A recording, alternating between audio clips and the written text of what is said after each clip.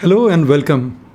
In this fourth video of cryptograms and the fifth video of the overall botany syllabus decoding series, I very warmly welcome each one of you, and we are going to take a look into the pteridophytic world today. It's a small area of the syllabus, but seeing the question paper, it is quite an important area. Every year at least 2 or 3 short notes are asked that gets a total value of 30 to 40 marks in a paper of 250. In the Indian Forest Service main examination, it can carry nearly similar percentage of weightage. The beauty is that this area does not have too many topics. That means you are not going to take a lot of time to prepare this area, but at the same time, certain number of questions are assured. If you are good with your drawing and if you have a clear understanding of the topics, you will be scoring very well in this part. In this part, we are going to start with the vascular plants. The earlier groups that we have studied, algae and fungi, were thallophytes, so they had no proper plant organ, no proper plant tissue, and we have already understood that fungi are not even related to plants. But when we saw the bryophytes with which the plant group proper plants evolved, we see that the bryophytes lacked vasculature. They are relatively simple, and that is exactly why in the bryophytes you do not see too many structure-based questions, and even if the structure-based questions are asked, they are essentially the anatomical questions on gametophyte or anatomical question on sporophyte. But in the pteridophytes, the nature of questions are going to change, and you are going to see how the nature of questions are going to change. So now let us take a look into the pteridophytic world, where we are going to see what are the important topics to be covered, and within the important topics, what are the kind of questions which may be asked to you, and therefore what are the aspects, what are the dimensions that you should be covering. And before we move any further, if you are one of those who are watching this video as the very first video of the series, I will strongly recommend to start from the very first video. That way you will be getting a proper direction on how to prepare botany for Civil Service main and Indian Forest Service main examination. So let's start now with the pteridophyta topics. So when you look at the pteridophytes, the first question that we have to answer, what are pteridophytes? So the pteridophytes are vascular cryptogams. By vascular we mean that they have got proper xylem and phloem. Understand that until the bryophytes, they did not have xylem and phloem. In the bryophytes, certain conducting tissues are present, but they do not form end-to-end pipeline type of system. Therefore, we do not call them vascular tissue. We call them conducting cells. For example, water conducting cells in some of the mosses are known as hydroid, and organic solute conducting cells are known as leptoid. But we never use the word vasculature. So in botany, there is a very fine difference between where to use the word conducting tissue and where to use the word vascular tissue. And in science optional, if you take care of such a small terminological things, they are going to enhance value of your answer, and you are certainly going to score better marks than your competitor who have been careless about such subtle difference in terminology. Nevertheless, pteridophytes are vascular cryptogams. That means that they have vascular tissue, xylem and phloem, but they still are cryptogams. That means they still form spores for their dispersal. So the pteridophytes are seedless vascular plants. So if they are seedless, it is obvious that they are going to make spores for their dispersal. There are ferns, there are lycopods, and then there are allies of these plants.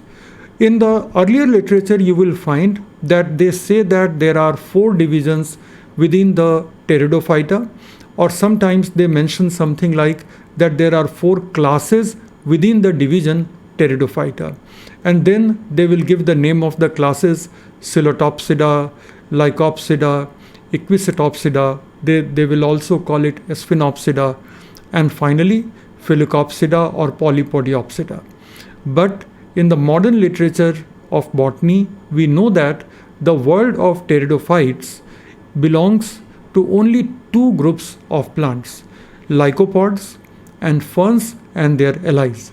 So the genus Psilotum, the genus Mesipteris, or genera like Equisetum, they all are now treated as fernalize. So fernalize and lycopods make the present day world of pteridophytes. And therefore, the scientists even refrain from using terms like pteridophytes. They rather use terms like monilophytes, or they use terms like seedless vascular plants. When we use the term monilophytes, we mean ferns and their allies, and monilophytes plus lycopodiophytes, they constitute the seedless vascular plant, which once upon a time we used to consider division Pteridophyta. This modern understanding of Pteridophyta is going to be one very important topic to begin with in pteridophytes, as I am going to show you next. So the pteridophytes have got proper plant organs, they have proper vascular tissue, they have got dominant sporophyte. In the bryophytes, we saw that the gametophyte is the dominant generation. But in the pteridophyta, it is the sporophyte, the 2n generation, which is the dominant stage of the life cycle. But what the pteridophytes lack? They do not have seed-based dispersal. All the pteridophytes, they are spore-producing plants. In this side panel, you are seeing a fern. And this fern is going to produce a spore when the reproductive phase comes. And when the spores land on the ground, they will be giving rise to tiny gametophytic structures. These gametophytes are known as prothallus, and it is these prothalli which are haploid. They will be forming sex organs, antheridium and archegonium, and then these antheridia and archegonia will be producing gametes, namely antherozoids and eggs. Finally, antherozoids will fertilize the egg, they will form the zygote. I have included the life cycle of a pteridophyte, and let me go full screen so that I can explain it nicely. So give me a moment, and here we are full screen.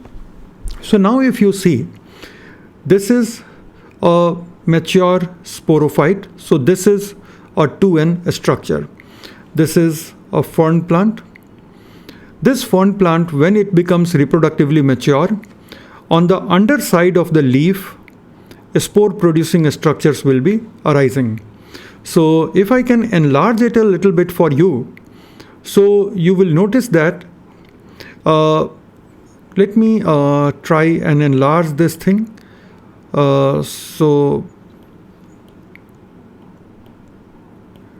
Yes, so I think now I should be able to enlarge it for you, and then you can see, wait a moment, yes. So on the underside of the leaf, you see that spore producing structures are getting formed. These are spore producing structures, and we call them sporangium. Angium basically means a closed chamber. And this word angium is widely used in biology. For example, for heart of animals, we often use the prefix angio. So you have angiography, you have a surgical process called angioplasty, you have heart pain called angina. Similarly, a closed chamber within which spores are produced, so that will be known as a sporangium. If the same closed chamber is going to bear the gametes, it is known as gametangium. And when we come to the world of flowering plants, we call them angiosperms. So why do we call them angiosperms? So if you break it, sperma means seed, and angio means a closed chamber. So the plants where the seeds are present in a closed chamber, that is, the plants where seeds are present inside the fruit, is angiosperm. So here the sporangium is the structure that is going to bear the spores. So once the spores have been produced, the spores will be eventually releasing. So here spores have been produced by meiosis, and the spores have been released. These tiny spores, because they are product of meiosis, These tiny spores are haploid structures. So they are denoted by N. These haploid spores will then be dispersed by wind. Land plants mostly disperse their spores by wind, and angiosperms are the only exception where their microspores are primarily dispersed by insects. So majority of the angiosperms, their microspores, that is pollen grains, are dispersed by insects. But when you look at the pteridophytes, when you look at the bryophytes, for that matter when you look at the gymnosperms, their spores are produced and dispersed eventually by wind. So the spores are mostly dispersed by wind, and then the spore germinates and makes the young gametophyte, and this young gametophyte matures into a structure known as prothallus. So prothallus is the gametophyte stage, which is haploid because it has arisen from haploid spore. After this, you notice that the prothallus is going to bear two types of reproductive organs. The male organ is known as antheridium and the female organ is known as archegonium. Archegonium is the female organ in bryophytes, in pteridophytes, and in gymnosperms. Therefore, these three are known as archegoniate plants. Then the sperms need a small amount of water to swim up to the egg into the archegonium, and that is where the fertilization will happen. Fertilization will form zygote, and zygote here is a diploid structure because it is result of two haploid cells fusing, the antherozoid and the egg, and this zygote grows into a mature sporophyte. Initially the sporophyte obtains support from the gametophyte. If you see here that the gametophyte is providing support, and ultimately you will notice, so let me show you that this is the gametophyte which is providing support to this growing sporophyte, and after that the sporophyte slowly grows entirely on its own, and around that time the sporophyte establishes and gametophyte perishes away. This is the life cycle of pteridophytes that you need to know. In this life cycle, there may be one variation that you will see in Heterosporus genera. But we will come to Heterosporus a little later. But in Heterospori, there are two types of spores which are produced, micro and megaspores, and thus there are two types of prothalli that will be produced, the male prothalli and the female prothalli. Once you have understood the salient features and the life cycle of pteridophytes, let me quickly orient you on the modern concept of pteridophytes. So as I was telling you that in the older literature, the word pteridophyta was constituted as a division, and within this division we included four classes: Coelurotopsida, Lycopsida, Sphenopsida, and Polypodiopsida. So Polypodiopsida were the fern, Sphenopsida was Equisetum, Lycopsida was Lycopodium, Selaginella, Isoetes, so on, and Coelurotopsida was Coelotum and Mesipteris. But in the present understanding, Sphenopsida, that is Equisetum, and Coelurotopsida, that is Xylotum and Mesipteris, are considered to be fern allies, and thus the proper ferns and their evolutionary allies are brought under one group, that is Monilophyta. Because it is ending with the word phyta, it means that it is one division, and in modern day botany even the word phylum has started getting used. So Monilophyta is that phylum or that division of plants which include ferns and their allies, right? So here you notice that how the monilophytes include Equisetalis, that is the horsetails, then Maracialis, that is Maraschioid fern, Polypodialis, give me a moment, Polypodialis, that is leptosporangiate ferns, the ferns with thin-walled sporangia, and then you have got Ophioglossales, which includes the genus Ophioglossum and similar allies of Ophioglossum, and finally Coleoteles, the whisk fern. So these are the ferns and fern allies which are brought under Monilophytes or Monilophyta. When you add Monilophyta with Lycopodiophyta, that gives you the seedless vascular plants, the existing one. And then if you add Rhiniophyta is now extinct. It was the earliest group of vascular plants. So when you include Rhiniophyta, so that completes the entire world of seedless vascular plant. But Rhiniophyta is basically an extinct division of plants. They were the earliest vascular plants which originated almost 420 million years ago in the Silurian. So the existing seedless vascular plants are basically Lycopodiophyta and Monilophyta. Monilophyta and Lycopodiophyta together are sister clades, and they make the seedless vascular plant. And Monilophytes are sister clade to woody plants, so that is known as lignophytes.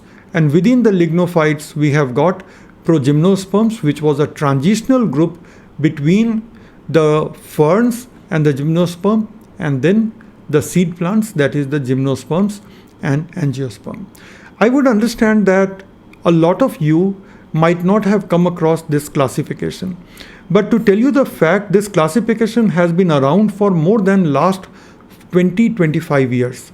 So you must be, even if it is not given in the Indian textbook, you must be noting down this classification by pausing this video. And this is the modern understanding, this is the modern grouping of Pteridophyta that you have to use in the examination. So now we have defined the pteridophytes, we have seen their life cycle, and we have gained some insight into their modern grouping. Once we are done with that, you will be able to understand the topics reasonably well. So this is the full list of topic in front of you.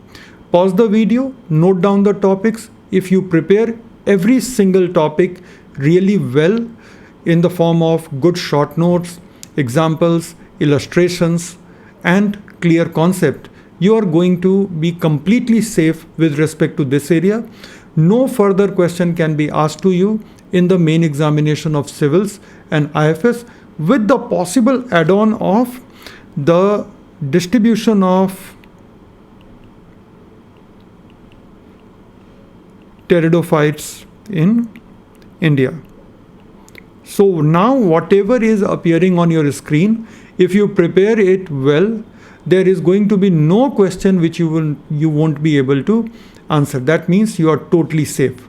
Let's understand the scope of each question, and then we will be done with the analysis of pteridophytes. First, modern concept. I have already explained what are pteridophytes. So once upon a time, considered a division with 4 classes. Today, it is not a division, but actually 2 different divisions, Monilophytes and Lycopodiophytes, together constitute the larger group of seedless vascular plant, which once upon a time used to be considered pteridophytes. With the modern concept, you have to make a short note on current grouping, explain each part of Monilophyta, explain Lycopodiophyta very well. For this, you won't be finding good content in any Indian book. You will have to take help of some international textbook or some authoritative source on the internet. Salient feature you will be finding in any Indian book. So what are the salient structural features? What are the salient reproductive features of pteridophytes? And within structure, what are the morphological features? What are the anatomical features? And finally, you will be coming to reproduction. And in reproduction, you will be talking about spore production, prothalial generation, and sexual reproduction. Then life cycle. The drawing that I had shown you for the life cycle is an excellent simple diagram to show the life cycle of a fern. Yes, there are lycopodiophytes whose life cycle will be differing from the fern life cycle in certain manner. But when you are asked to draw a representative life cycle, so a good representative life cycle you have just now seen, I have just now explained. So that will be sufficient. You will have to explain it with proper wording and all that. After that, you need to compare the pteridophytes with bryophytes. Again, structurally, within a structure, morphologically and anatomically, and then you have to compare it in matter of reproduction and life cycle. Similar comparison has to be carried out with gymnosperms. So if you look at it, bryophytes are a plant group a step behind the pteridophytes, and gymnosperms are a plant group which are a step ahead of pteridophytes. Therefore, you need to do a comparison with both the groups individually. In previous years, you have been asked question on such comparisons. It is going to be very prudent if you prepare both these short notes beforehand. After that, origin and evolution. So the pteridophytes have also originated and evolved from the Charophycean algae. So the set of evidences which link the Charophycean algae to bryophytes, many of those evidences will be applicable here also. However, within the Charophycean algae, a separate order, Chaetophorales, were responsible for giving rise to the bryophytes, and in this case, proper Karelian algae were responsible for giving rise to pteridophytes. And when you are talking about the origin of pteridophytes, do talk about the group called Protracheophyta. So what were the Protracheophytes? What role did they play? Again, know sufficiently about Rhiniophyta and their contemporaries.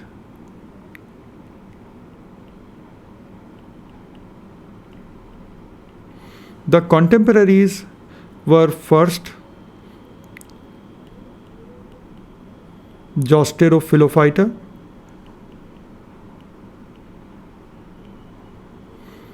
and another contemporary was Trimerophyta. That part you need to know very well. After you have done origin and evolution, within this structural evolution, biochemical evolutionary points, and also the evolutionary point for life cycle evolution, where you will be discussing the homologous theory of life cycle evolution and antithetic theory of life cycle evolution. Both the theories need to be discussed. Heterospory is a very important topic. Heterospory is a phenomenon that is restricted to just a few seedless vascular plants, but it is evolutionarily a very important phenomenon. In this, the seedless vascular plant produces two types of spores from two different types of sporangia. The sporangium that gives rise to larger spore but fewer in number is megasporangium, and these megaspores germinate into female protheli. Then the sporangium that gives rise to a smaller spores but many more spores in number, that is known as microsporangium, and the microsporangia, when they germinate, they give rise to male protheli.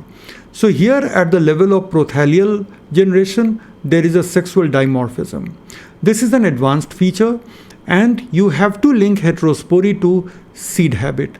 Often the question is asked, describe heterospory in the pteridophytes and how is it related to seed habit. The other way of asking the question will be, describe heterospory in the pteridophytes and discuss its evolutionary importance. Both the questions eventually want you to draw a link between and with proper evidences between heterospory and progression of seed habit. Very, very important topic, cannot be ignored.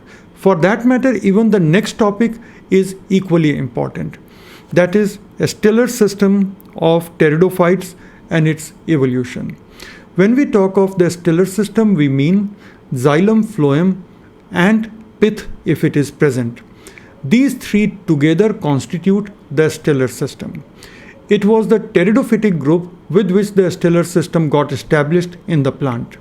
And because this group was the beginning of a stellar system, it is obvious that in this group we see a variety of stellar system. This wide variety of a stellar system can be connected to each other through evolutionary chain. This is the scope of this topic, where you have to describe different types of stellar system and you have to link them through an evolutionary chain. Question will be reading like, what do you understand by a stellar system? Give an account of different types of a stellar system present in pteridophytes and add a comment on their evolutionary relation. A simpler way of asking a question will be, discuss the evolution of a stellar system in the pteridophyte. Eventually, the core scope of both the question is the same. This is an oft repeated question, pretty much similar to the heterospory question. One of the question which is asked not so frequently, but you must prepare because it has been asked and it is a good question to be asked, that is apogamy and apospory. Apogamy is a reproductive deviation where the gamete formation is avoided, and apospory is the reproductive deviation where a spore production is avoided. Apo means away. So when we use the term apospory, that means away from the spore. When we use the term apogamy, we mean away from the gamete. There are certain pteridophytes where we find apogamy. What are the inducing factor for apogamy? What are the theories which have been given for origin and establishment of apogamy as a deviation in the life cycle? All of this you need to know, and same thing you need to know for apospory as well.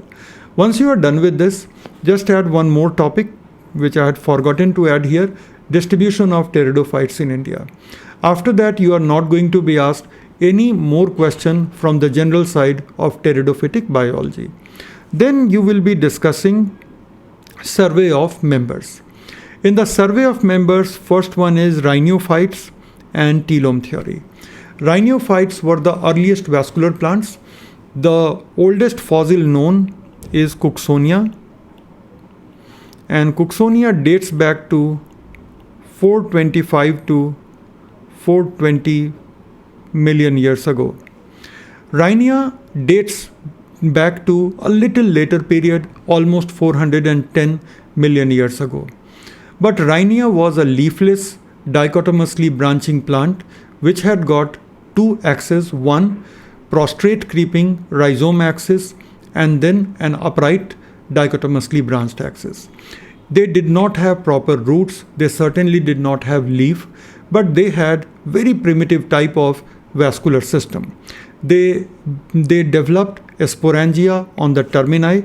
So if I draw a Rhynia plant will be looking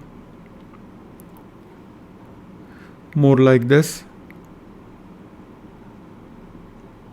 So you can see a dichotomously branched axis. There can be many such upright branches, and these are the rhizoids, and these are the sporangia within which spores will be formed. So this is how Rhynia was. So the telome theory was given by Walter Zimmermann, who tried to explain how from such a simple plant as Rhynia, more complex plant forms have evolved. Telome theory visualizes certain basic modification processes in the morphology of plants. It's an important theory, and most of the postulates of telome theory have been validated by modern investigation.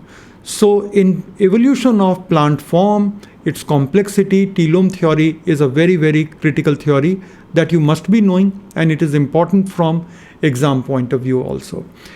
And earlier I have already advised you to do Rhinophyta, because when you study Rhinophyta, it is going to give you a good understanding of what were the earliest seedless vascular plants like and what were the salient features of these seedless vascular plants. Then the remaining two groups are surviving groups, Lycopodiophyta.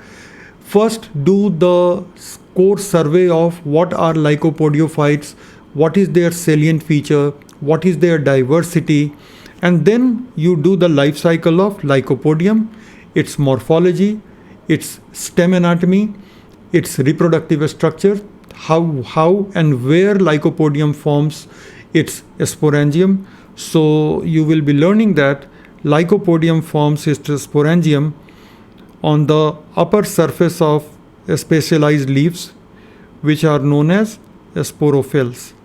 And these sporophylls, they have got a single sporangium on the upper side.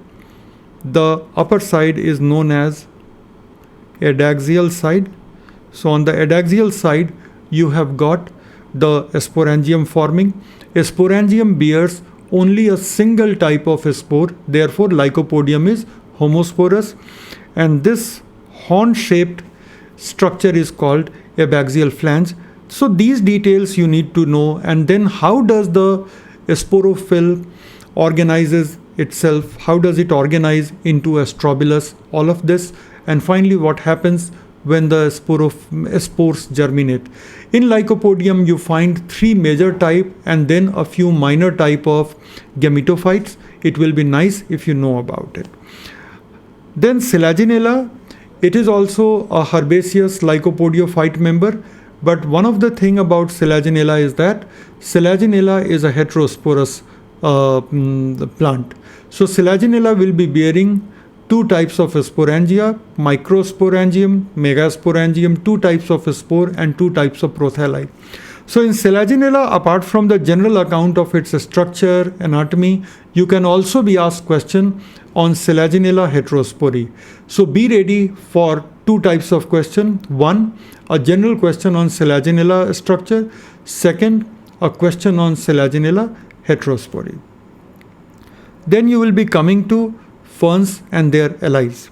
Here you need to dig deep into what are ferns, what are the types of ferns, how would we compare between leptosporangiate and eusporangiate fern, what are the examples, how is the sporangium development happening in these two groups of fern, all of this you need to know.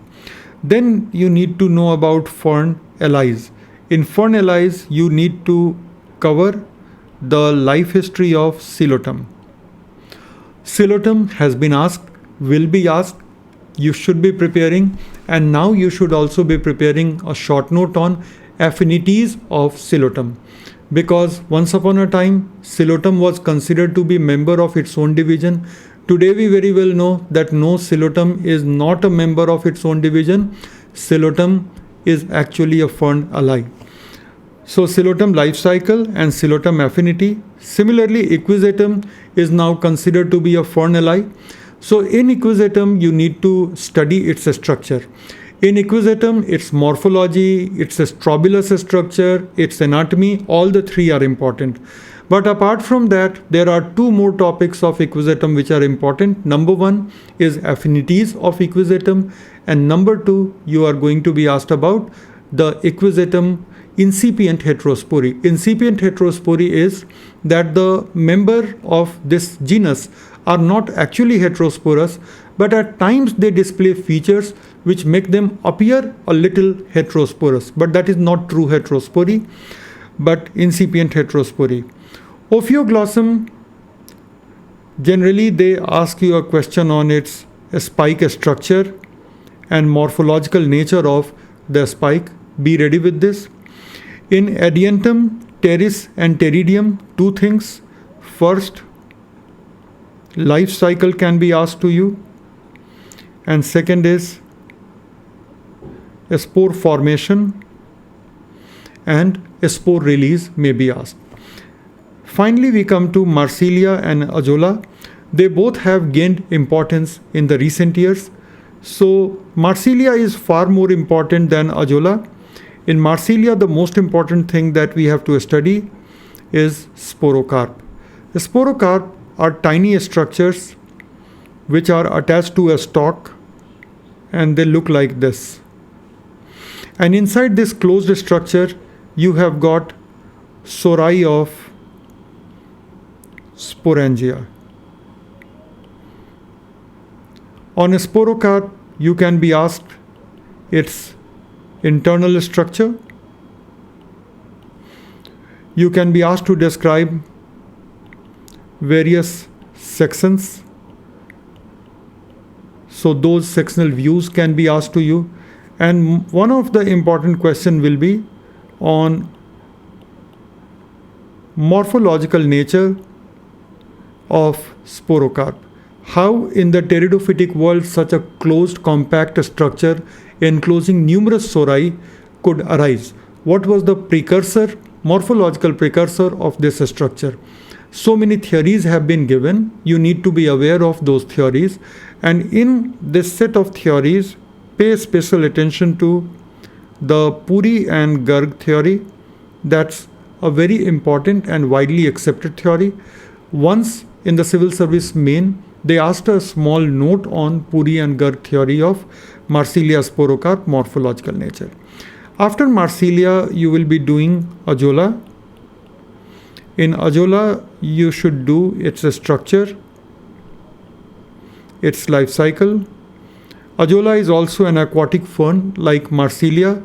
So here also you find sporocarp. So how does Azolla sporocarp look like? That. And lastly, you will be doing an applied aspect of Azolla, that is Azolla as a biofertilizer.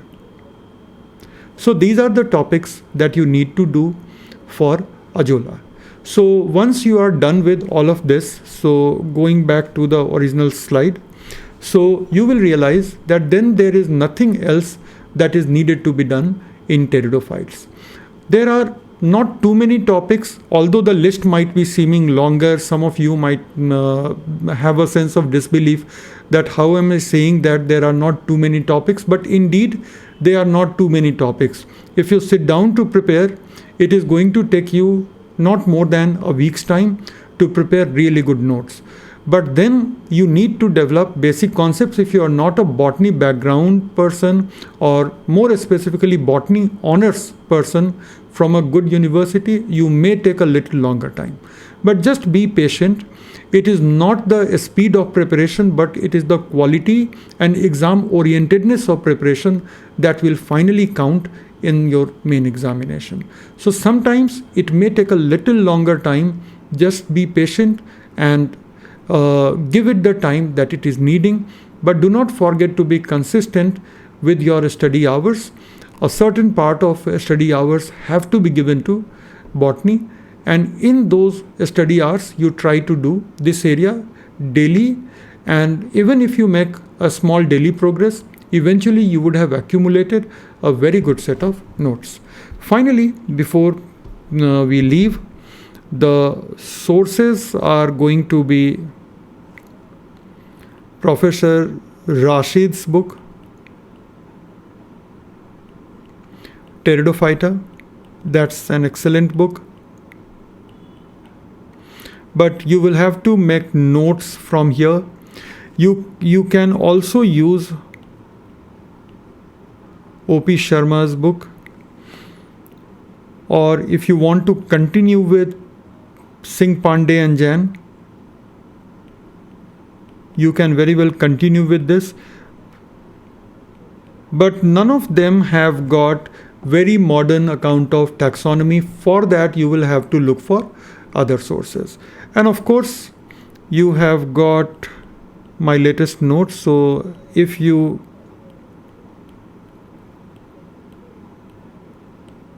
go for my latest notes, the 2020 series, which I have just now prepared during this lockdown and all. So that will also prove to be very, very helpful. The choice has to be made by you. What source do you choose? But once you have made the choice, stick to it, then only you will be getting the result. So on that note, I'll sign off. Goodbye and good luck with your preparation.